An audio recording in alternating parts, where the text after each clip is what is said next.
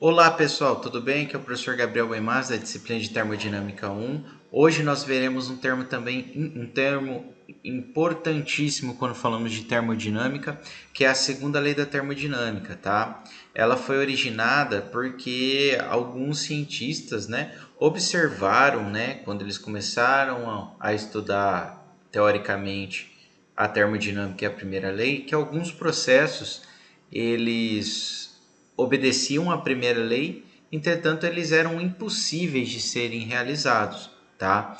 Então a segunda lei ela teve como objetivo avaliar, quantificar, a eficiência, qualitativamente o que está acontecendo naquele processo termodinâmico, tá?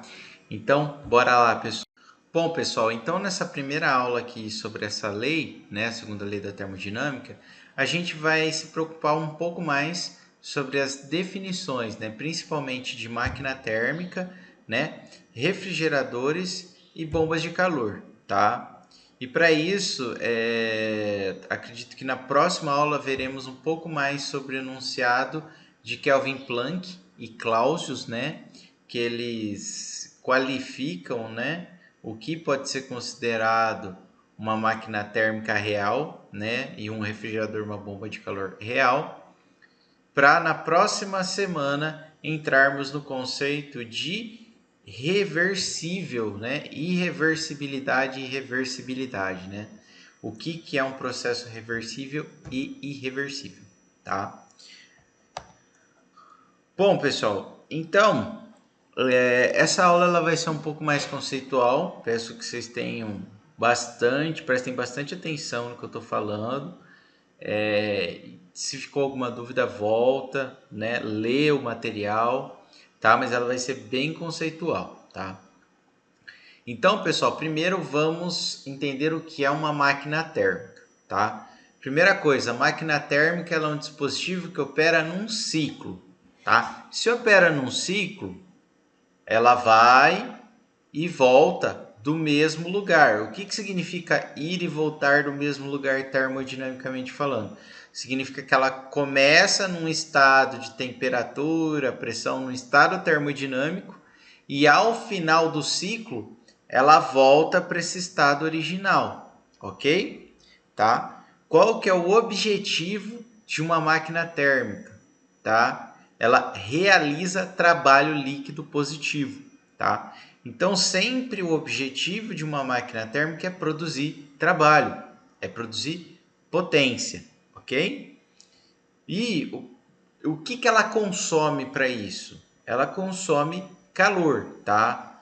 Então, ela precisa de uma transferência de calor de um corpo a uma alta temperatura para um de baixa, para que seja produzido trabalho, ok? Tá, um exemplo muito clássico que todo mundo tem noção é o motor, tá? Se a gente analisar um motor de combustão interna, o que está acontecendo? Ele opera num ciclo, não é? Ele não sai ali da admissão, ou seja, da entrada do combustível com ar, faz todo o processo de compressão, combustão, expansão e volta para isso, Então, é um ciclo. O objetivo dele é realizar trabalho, ou seja, por meio esse motor ele gera trabalho mecânico, que é o que faz com que o carro se movimente. E como que isso ocorre? Transferência de calor de um corpo a alta temperatura para o de baixo, Isso ocorre na combustão, Então, quando eu tenho a combustão, eu aumento a temperatura ali, dos meus gases provenientes da combustão, que permitem que eu transfira calor, de um corpo de alta temperatura para um de baixo, ok? Então, o motor, por exemplo, é um exemplo de máquina térmica, tá? Aqui a gente tem um exemplo também de uma máquina térmica, pessoal, que eu tenho um gás, E dentro dessa câmara eu tenho um gás que ele está ligado a uma parte inferior de um pistão, tá? No qual eu tenho uma massinha aqui em cima, dele. Então, se eu transferir calor, para esse gás, de um corpo de alta temperatura para um de baixa, que é o gás, Isso vai fazer com que o meu pistão erga, né? Porque quando eu transfiro o calor, aumenta a temperatura e a pressão. Como eu estou erguendo o meu pistão, eu estou expandindo e ele está fazendo com que essa massinha se movimente, eu tenho a geração do quê? De trabalho, tá? Para eu retornar à minha condição inicial, eu preciso de um corpo a baixa temperatura para que ele retire calor e volte à minha condição inicial de pressão e temperatura desse gás, tá? Bom, pessoal, então esse é o conceito de máquina térmica. Mas vamos então entender por que existe a segunda lei, tá? Como eu comentei na introdução da nossa aula, pessoal, a segunda lei ela existe por quê? Porque existem alguns fenômenos, né, alguns processos termodinâmicos que eles obedecem à primeira lei e que, entretanto, eles são impossíveis de ocorrer, eles são irreais, tá? Por exemplo, pessoal, vamos imaginar esse terceiro caso aqui, que é o eu acho que é bem fácil de entender, né? Que é esse aqui, ó. Então imagina que eu tenho um eixo dentro de um fluido, né? E aqui ligado a esse eixo eu tenho um sistema de polia, né? Que está ligado a uma massa, né? De tal forma que se eu movimente, né? Esse eixo, se ele gire, eu promovo o que? O içamento, né? O levantamento ou o abaixamento dessa massa.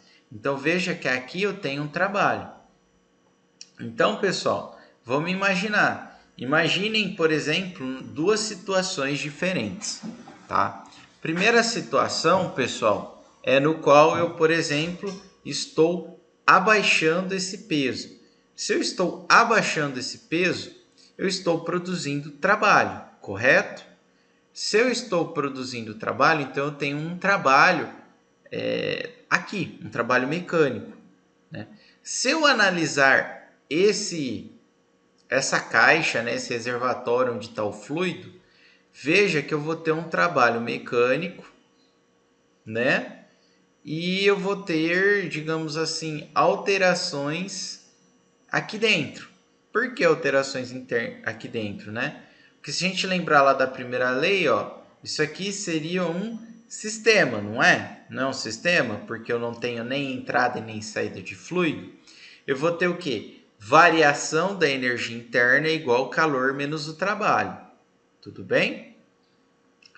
Bom, se eu tenho um trabalho, vocês concordam que eu vou ter uma variação da energia interna e um calor, né?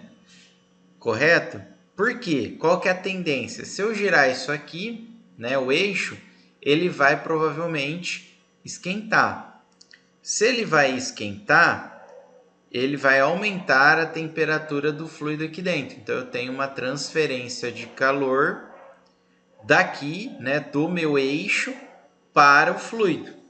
Ok? Tudo bem? Então veja que eu tenho calor de trabalho. Agora, pessoal, isso está obedecendo a primeira lei da termodinâmica? Sim, né, pessoal? Temos calor, temos trabalho, temos variação da energia interna. Tá tudo ok, né? Veja que se a gente até considerar que não possuímos variação de energia interna, se temos calor e trabalho, veja que bate os sinais, né? Porque o trabalho é positivo e o calor ele vai ser positivo também, tá? Porque eu estou aquecendo o meu sistema, tá? Bom, mas não vem ao caso, tá? Agora imagina o passo oposto. Eu esquento aqui dentro, de alguma forma. Se eu esquentasse, pessoal, vocês concordam que não ia acontecer nada com o meu eixo? Porque o meu eixo, se eu esquentar ali dentro ou não, ele não vai movimentar. Então eu não tenho a produção de trabalho, ok? Mesmo eu fornecendo calor. Então veja que na situação 1, o fato de eu fornecer de eu produzir um trabalho, eu insiro um calor ali no meu sistema, que eu não consigo produzir se eu inserir calor. Porque se eu inserir calor, ele não vai produzir trabalho. Então eu tenho um processo que ele segue somente um sentido, não os dois, tá? Isso viola a primeira lei, porque se eu colocasse lá na expressão da primeira lei da termodinâmica, tinha que bater, tá? Mesma coisa, né? Se eu tenho um café que está quente, ele perde calor para o meu ambiente externo. Eu não consigo jogar o calor de uma fonte quente de uma fonte mais fria para uma quente. Você entendeu? É um processo que eu não posso retornar. Ele tem uma via de mão única, né? Ok? Tá? Então a segunda lei ela foi criada para estabelecer a qualidade e a quantidade, né, digamos assim, dos níveis energéticos durante o processo, tá? Então, ela foi criada para verificar se o meu processo está sendo eficiente, né? Ou quanto, né, de energia preciso fornecer para ele ser eficiente, tá? Bom, e para isso, pessoal, precisamos focar bastante na parte teórica antes de ir para a prática, tá? Então, primeiro vamos para alguns conceitos. Lembra que quando eu estava falando de máquina térmica, eu estava falando que eu precisava ter uma máquina que funcionava num ciclo, que ela produz trabalho e que eu precisava, né, esse trabalho era decorrente de uma transferência de calor, né, de um corpo a alta temperatura para um de baixa temperatura, tá? Então, que a gente tem aqui na termodinâmica? A gente idealiza esses corpos de alta temperatura e baixa temperatura, tá? Então, por exemplo, e esses corpos a gente fala que eles têm uma capacidade de energia térmica imensa. Ou seja, por mais que eu retire calor dele ou forneça calor para ele, ele praticamente não vai variar a sua temperatura, ele não vai variar a sua energia, tá? Esses, digamos assim, corpos de alta temperatura e de baixa temperatura que não variam sua energia mesmo trocando calor, a gente chama de reservatório térmico, tá? Quando eu forneço muito calor para esse cara aqui, para esse corpo, e ele não aumenta a sua temperatura, a gente chama de sumidouro. Então, o sumidouro é o meu corpo de baixa temperatura, tá? Exemplos disso são o que? O oceano, a atmosfera, tá? Por mais que eu forneça calor, né, eles dificilmente vão aumentar a sua temperatura, tá? E a fonte tem um comportamento oposto. A gente retira calor, né? Mas ela permanece quente, tá? Um exemplo disso é um forno industrial, tá? Ele tem tanto combustível e tem tanto calor lá dentro que por mais que a gente retire o calor dele, ele vai estar sempre quente, tá? Então, o meu fonte é o corpo a alta temperatura e o sumidouro é o meu corpo a baixa temperatura, tá? Isso é importante, pessoal, porque ele nos facilita, né? Por meio de um diagrama, um desenhinho, entender, ou digamos assim, analisar, né? Esquematizar uma máquina térmica, que é o que a gente tem aqui. Então, ó, o heat engine é a máquina térmica, tá? Então, ela produz trabalho, tá vendo que eu tenho uma setinha saindo aqui? Isso é a produção de trabalho, por meio de uma incidência de calor de uma fonte. Ou seja, eu tenho um corpo a alta temperatura transferindo calor para a minha máquina térmica e parte desse calor é transferido para o sumidouro, né? Que recebe essa quantidade de calor. É um corpo a baixa temperatura que extrai parte do calor proveniente da fonte, ok? Tá? Então aqui a gente tem aquele mesmo exemplo que eu dei. Se eu ponho um eixo imerso no fluido e eu produzo trabalho, meu fluido esquenta e ele promove o calor para o meio ambiente, né? Ele transfere calor para o ambiente. E o oposto não ocorre. Se eu fornecer calor para a água, o meu eixo ele não vai girar, tá? Bom, pessoal, Então, eu quero que vocês. Vou passar um videozinho aqui para vocês. Eu quero que vocês assistam e respondam, tá? Esse aqui vai ser ele é uma máquina térmica, tá? Então, eu quero que vocês respondam. Existe um fluido a partir do qual eu realizo o trabalho a partir do fornecimento de calor. Qual é o fluido do vídeo? Qual componente está fornecendo calor? Qual componente está retirando calor? Qual componente está produzindo potência? E qual componente está consumindo potência? Tá? Então, eu vou rodar aqui. Eu quero que vocês pausem aí, escrevam essas perguntinhas e que vocês, ao final do vídeo, pausem aqui esse vídeo e respondam, tá? Aí, pessoal. Então, isso aqui é uma planta de geração de energia térmica, tá? Acho que vocês talvez tenham visto esse vídeo aqui na prova 1, tá? Mas vocês vão ver que ela se enquadra no conceito de máquina térmica, porque ela vai operar no ciclo, ela vai produzir um trabalho líquido que ocorre pela transferência de calor de uma fonte, né, de um corpo quente, para um sumidouro, né?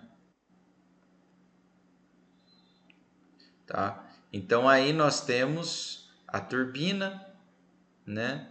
Aí a parte de tratamento do ar, tá? As torres de resfriamento à direita, né? Ele vai falar do gerador, tá? Mas não importa muito. Então esse gerador é acoplado numa turbina, tá? Né? Essa turbina ela gira por meio de um fluido pressurizado, né? Que é o vapor da água, tá? Bom, mas tudo bem. Passando da turbina, nós temos o condensador, tá? Que é esse trocador de calor aí, né? Que ele tem como função, basicamente, como o próprio nome já diz, condensar o vapor que está saindo da turbina, tá? Então, o que que acontece? O água fria, né, proveniente de um rio ou da própria tubulação, ela passa por dentro desses tubinhos, né, menores aqui, e o vapor ele está ao redor desses tubinhos. Os tubinhos estão frios, o vapor está quente. Eu tenho uma transferência de calor do vapor para esses tubinhos, promovendo a condensação do vapor, tá? Essa água aqui, pessoal, ela não é essa água aqui, tá? Essa água aqui, ela tá, digamos assim, canalizada, né, num sistema diferente, tá? Veja que ela está por dentro dos canos, enquanto essa água aqui de baixo é o vapor que se condensa, tá? Então, saiu do condensador, nós temos a bomba d'água, tá? Então, ela pega a água a baixa pressão e pressuriza, tá? Realmente é uma bomba centrífuga, tá? E envia para a nossa caldeira, tá? Que tem como objetivo principal o que? Vaporizar, né? E aumentar a energia da água. Então a água, ó, tá vendo? Ela chega, vai para aquele tubulão ali, né? Que é um tubo grande. E ali, devido desse tubulão, ela é distribuída para essas tubulações aqui, vamos falar, periféricas, né? E conforme os gases provenientes da combustão eles são queimados e passam ao redor desses tubos, essa água ela vai se vaporizando, tá? E aí ela sai e é redirecionada para onde? Para a turbina, tá? Então veja, pessoal, que eu tenho um ciclo, né? A gente saiu da turbina e voltou para a turbina, tá? Então, se vocês se perguntarem para vocês assim, uma usina de geração, uma usina termoelétrica, ela é um exemplo de uma máquina térmica? Sim, é sim, né? Porque ela vai e volta, né? Funciona num ciclo, né, gera trabalho por meio de uma transferência de calor. Agora, se perguntarem, a turbina é uma máquina térmica? Não, não é, né, pessoal? Não é, a turbina não é uma máquina térmica. Porque a entrada e a saída da turbina não tem nada a ver, né? Tá? Eu não estou tendo transferência de calor, só estou tendo geração de trabalho. Tá? Bom, então para quem respondeu, vamos lá. Tá? Qual que é o fluido que está sendo utilizado para realizar trabalho? É a água, tá? Vapor da água. Tá? Quando a gente fala que é um fluido que está realizando o trabalho, a gente chama ele de fluido de trabalho. Tá? Bom, qual componente está fornecendo calor? Da onde a gente está? Da onde a água ela está recebendo calor? Da caldeira. Então a caldeira é a nossa fonte. Lembra que a gente viu os reservatórios térmicos? É a nossa fonte, tá? Qual componente está retirando calor, né? Quem que está retirando calor? A água lá no condensador, tá? Então a água proveniente, a água fria lá do condensador proveniente de um rio, do oceano ou da própria rede, né? Ela é o nosso sumidouro, tá? Ó, ok? Tudo bem? E qual componente está produzindo potência? A turbina. Qual componente está consumindo potência? A bomba, tá? Lembra que eu comentei que ele tem a nossa máquina térmica ela realiza um trabalho líquido, né? Por que é líquido? Porque a gente sempre analisa todas as potências e trabalhos que tem, tá? Considerando inclusive os sinais. Então, por exemplo, aqui eu consumo trabalho na turbina, eu produzo trabalho na turbina e consumo na bomba. Então, o trabalho líquido não é a soma dos dois, é o que eu produzi menos o que eu consumi, tá? Bom, pessoal, que é o que está mostrando aqui para vocês. Então, espero que vocês tenham entendido, tá? Esquematicamente, essa máquina térmica ela pode ser desenhada, né, esquematizada dessa forma, ok? Bom, pessoal,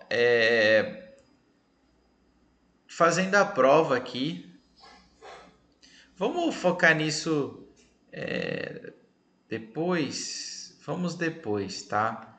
Vamos agora partir para os refrigeradores e bombas de calor, tá? Depois na próxima aula eu volto ali e a gente faz uma análise ali termodinâmica da máquina térmica do refrigerador, tá?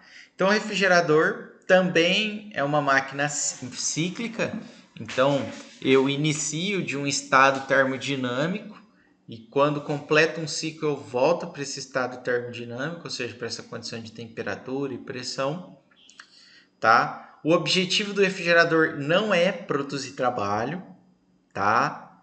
Então, isso que é o que diferencia da máquina térmica. Na verdade, o objetivo de um refrigerador é você retirar calor de uma fonte fria e transferi-lo para um corpo quente, né? Uma fonte quente, tá? Veja que é um caminho oposto, né? Então, eu estou pegando o calor de algo que já está frio e jogando para algo que está quente, tá? Então não é a ordem natural das coisas, né? E para eu promover isso, eu preciso consumir energia na forma de trabalho, tá?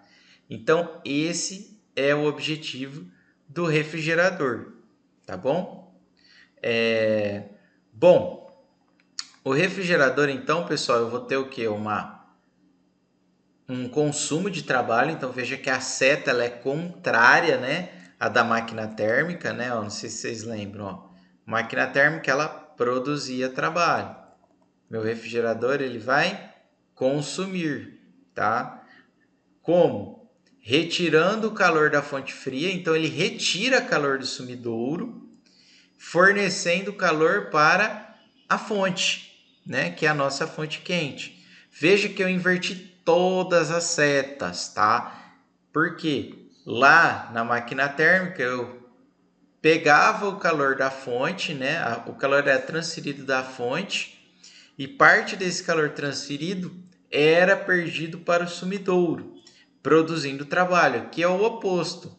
Então aqui eu retiro o calor da minha fonte fria, do meu sumidouro, a partir de um trabalho consumido, né? Sendo esse calor, né, rejeitado para a fonte quente, tá? Então, eu quero que vocês olhem, tá? Um exemplo de um refrigerador, que eu vou aqui passar para vocês. E eu quero que vocês prestem atenção nos mesmos detalhes. Qual é o fluido de trabalho, qual componente está fornecendo calor, qual que está retirando calor e qual que está consumindo potência, ok? Então, vamos lá. Bom, então ó, a gente vai analisar uma geladeira, tá? Que ela é um exemplo de um refrigerador, tá? Ali ele começa, pessoal, mostrando o evaporador da geladeira, tá? O evaporador são aquelas serpentinas, aquela parte mais gelada da geladeira. Para quem tem aquelas geladeiras em cima, não sei se vocês se recordam, aquelas serpentinas assim bem na parte de cima do freezer. Ali é o evaporador. Se você relar, né, ele é sempre mais frio do que a parte interna. Por quê? Porque ele absorve o calor do que está lá dentro da geladeira. Então, na verdade, o evaporador é quem retira o calor da minha fonte fria, né? Porque aquela parte interna ela já está fria, tá? Bom, a gente tem um dispositivo de expansão, tá? Que é basicamente um dispositivo que tem como objetivo, né, expandir um fluido, tá? O fluido ali que está sendo utilizado, que é o fluido refrigerante. Então, o que que acontece? Você tem um líquido a alta pressão chegando nele e como você expande, né, você passa por esse caminho aqui todo encaracolado, né, helicoidal, né, você diminui a pressão, tá?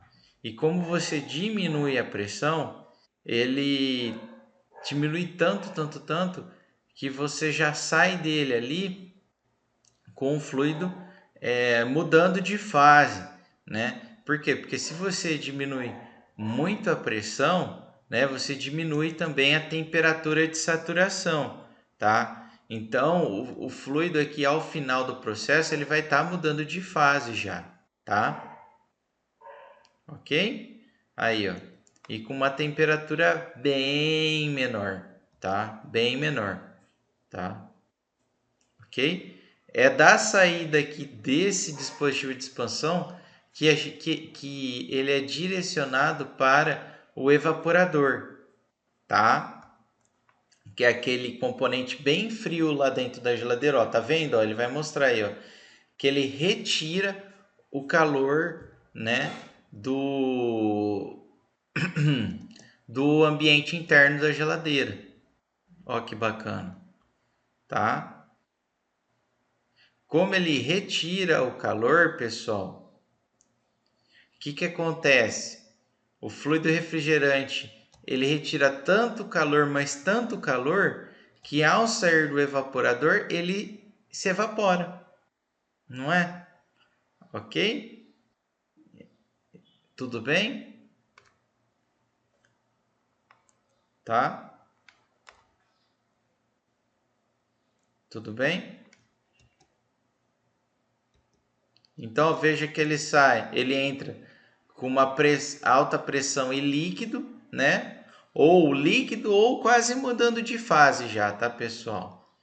E aí ele sai a uma baixa pressão e no estado de vapor, tá? Daí, pessoal, a gente não precisa dar uma impulsionada, né? Para dar uma impulsionada, a gente vai precisar de um compressor. Por que compressor? Porque está saindo ali vapor.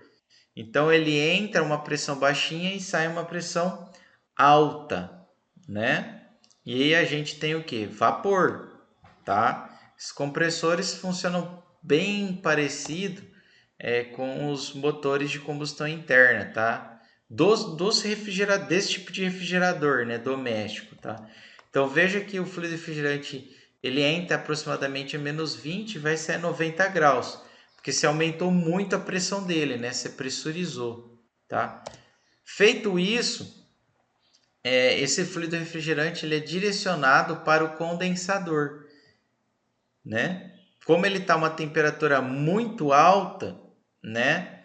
Ele e você precisa chegar aqui no